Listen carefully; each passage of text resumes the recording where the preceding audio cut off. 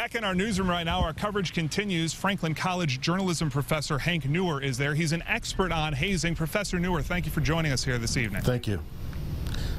What was my first question to you? You've seen the video, I'm sure. Your reaction to seeing the video? I just saw the video a few minutes ago.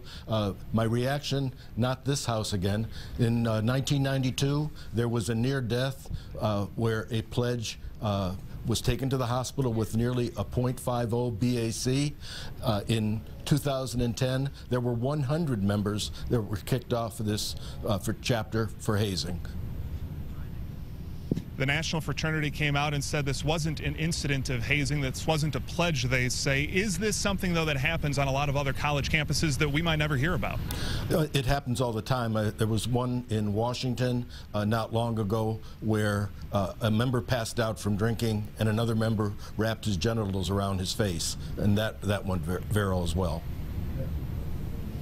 And Professor Neuer, I heard that you've been working with survivors of the Virginia Tech shooting. They believe that hazing led up to an incident like that. Is that a real concern in incidents like this? It is, because we've had a death every year from 1969 to 2015 in a fraternity or in athletics. The Virginia Tech survivors, the 32 NCSI, rank it with school shootings, alcohol abuse, and so forth as major issues that have to be addressed. And a final question here for you this afternoon, Professor Neuer. The university, or rather the fraternity, said that no pledges were compelled to participate in this.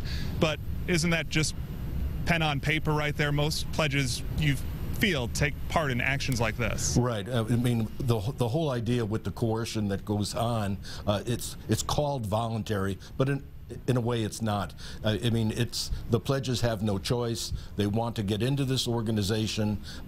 They look up to these other members, and they're looking forward next year to doing the same thing to other pledges.